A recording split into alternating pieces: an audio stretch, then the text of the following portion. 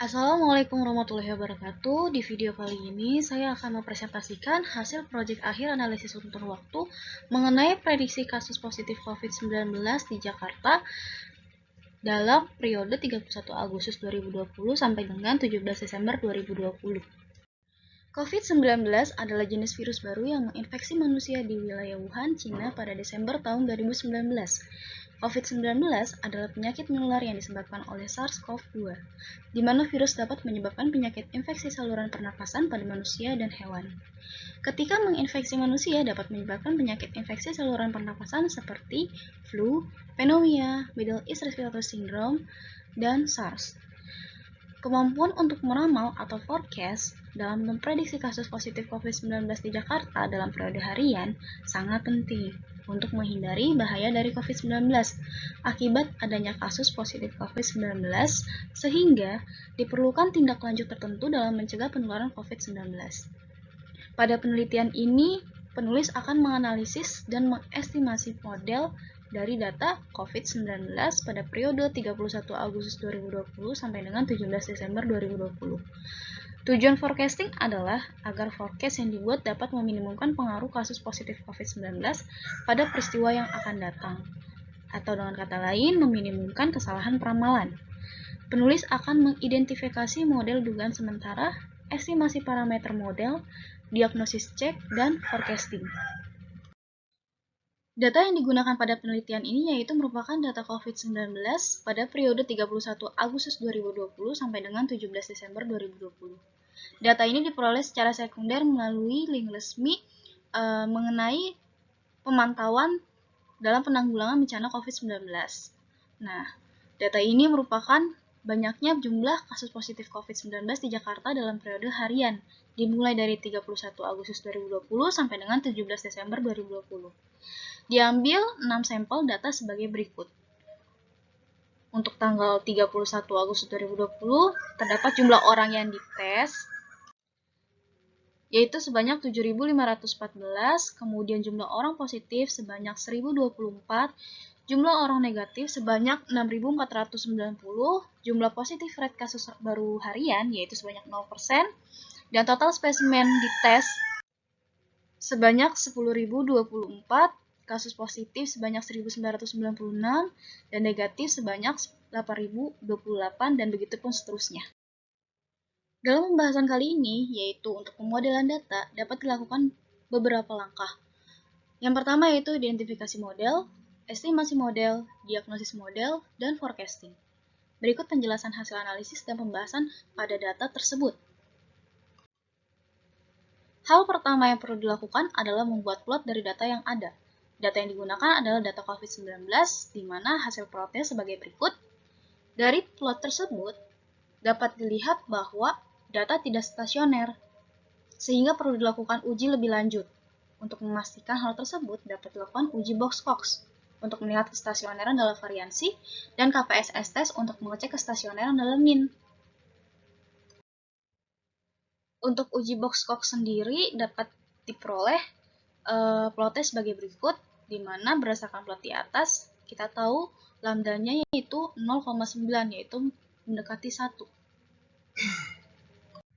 Kemudian selanjutnya yaitu melakukan uji ADF test untuk melakukan diferensi terhadap data yang ada, di mana diperoleh hasil outputnya sebagai berikut.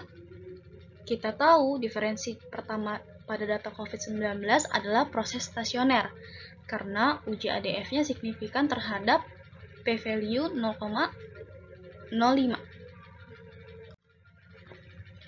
Dan untuk uji KPSS test, yaitu diperoleh hasil outputnya sebagai berikut, di mana untuk diferensi pertama pada data COVID-19 adalah proses stasioner, karena uji KPSS-nya signifikan terhadap p-value sebesar 0,1. Dari kedua hasil tersebut, di mana uji ADF tesnya ini diperoleh bahwa hasil hipotesisnya tidak signifikan, karena p-value-nya sebesar 0,05, sehingga H0 tidak ditolak, atau dengan kata lain H0 diterima. Dan untuk uji KPSS test level juga diperoleh p-value-nya sebesar 0,1. di mana dia lebih besar daripada 0,05 sehingga H0 tidak ditolak, maka dapat disimpulkan bahwa data tersebut stasioner. Dari hasil identifikasi model, tahap pertama adalah mengidentifikasi model dengan ACF, PACF, EACF, dan kriteria informasi dari data yang sudah ditransformasi. Dan didapatkan hasil sebagai berikut, di mana kandidat berdasarkan ACF dan PACF-nya adalah ARIMA 1,01, AR 1,00, dan MA 0,01. Untuk berdasarkan hasil plot berikut, di mana dapat dilihat bahwa pada plot ACF, leg terputus pada leg pertama. Begitupun dengan PACF. Untuk tahap selanjutnya yaitu mengidentifikasi model dengan EACF, di mana dapat kita lihat bahwa pada plot PACF, model kandidat terbaiknya adalah di MA1 yang membentuk sudut segitiga. Kemudian pada plot berikutnya yaitu berdasarkan nilai BIC, di mana nilai BIC terbaiknya adalah minus 56. Maka dapat kita peroleh adalah armanya 2,1, di mana test leg-nya ini terdapat di 2, kemudian error leg-nya ini terdapat di 1. Sehingga dapat disimpulkan kandidat-kandidat berdasarkan transformasi, yaitu ARIMA 1,00, ARIMA 0,01, dan ARIMA 2,0,1. Untuk tahap selanjutnya yaitu mengestimasi model, di mana tahapan selanjutnya adalah identifikasi model dari kandidat-kandidat model yang sudah didapat. Dilakukan identifikasi untuk menentukan order P, Q, dan R, sehingga didapat berbagai estimasi parameter model sebagai berikut. Untuk ARIMA 1,00 kita peroleh nilai AIC-nya itu 713,23. Untuk ARIMA 0,01, berdasarkan hasil plot berikut, diperoleh nilai AIC-nya itu 712,92, dan untuk ARIMA 2,0,1 dihasilkan nilai AIC-nya adalah 716,91. Setelah mengestimasi kandidat-kandidat model ARIMA yang kita peroleh, kandidat model ARIMA yang memiliki nilai AIC terkecil yaitu MA1 dengan nilai AIC-nya adalah 712,92. Sehingga model yang dipilih adalah model MA1 dan dapat dituliskan sebagai berikut, di mana akar YP sama dengan 98,6204 ditambah 0,2460 theta T-1 ditambah ET. Kemudian untuk diagnosis modelnya yaitu terdapat analisis residual. Ketika data prediksi dekat dengan data aktual, maka ET dari white noise 0, sigma kuadrat. Oleh karena itu, syarat yang harus dipenuhi adalah yang pertama plot residual, di mana residualnya ini tidak mengandung tren tertentu atau variasinya konstan. Kemudian uji normalitas residual atau residualnya normal. Kemudian uji autokorelasi residual, residualnya tidak ada korelasi. Berikut ini merupakan plot residual, di mana pada tahap ini metode pertama yang digunakan adalah analisis residual. Didapatkan plot residualnya sebagai berikut.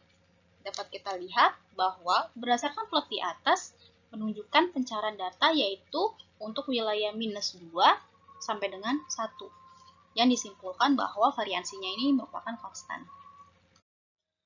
Untuk tahap selanjutnya yaitu uji normalitas residual, di mana berdasarkan histogram dari residual dan kiki plotnya, maka dapat kita lihat bahwa pada data COVID-19, data tersebut merupakan data yang tidak normal. Selanjutnya dilakukan uji normalitas menggunakan Jarque-Bera test, di mana dari hasil plot di bawah ini, maka nilai p-value yang didapat adalah lebih kecil daripada 0,05, yaitu 0,002351, sehingga H0 ditolak, artinya data tidak berdistribusi normal. Selanjutnya yaitu uji autokorelasi, di mana akan dicek autokorelasi untuk melihat apakah sampel saling berkorelasi atau tidak dengan menggunakan plot ACF, dan dilakukan uji autokorelasi dengan L-Jung box. Nah, pada plot berikut ini dapat dilihat bahwa residualnya terdapat korelasi karena nilai autokorelasi melewati batas signifikan, sehingga harus dilakukan pengujian salah satunya yaitu menggunakan uji box L-Jung. Berdasarkan uji autokorelasi dengan L-Jung box, maka di sini dapat diperoleh nilai p-value-nya ini lebih kecil daripada 0,05, di mana Hasilnya yaitu 1,123 E pangkat min 07. Maka H0 ditolak. Selanjutnya akan dilakukan diagnosis overfitting yang didapatkan hasilnya sebagai berikut, di mana dapat dilihat bahwa nilai pada MA2 lebih kecil maka tidak signifikan. Dan nilai intercept antara AR1, AR2, dan MA1 tidak berubah secara drastis. Maka model yang fit yaitu ARIMA 2,0,1.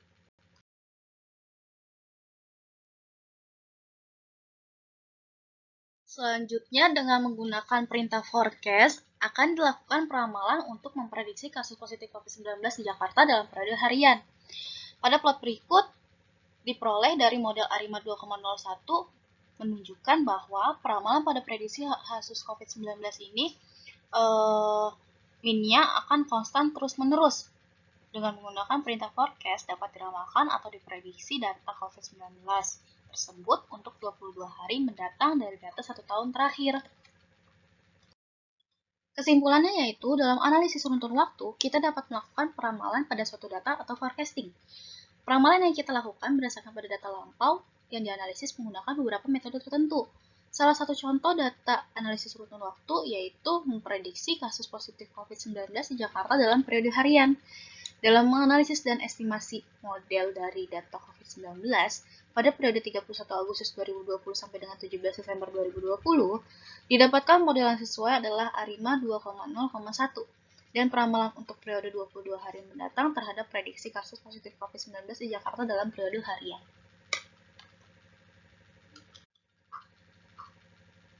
Sekian presentasi yang dapat saya paparkan, kurang lebihnya mohon maaf. Wassalamualaikum warahmatullahi wabarakatuh.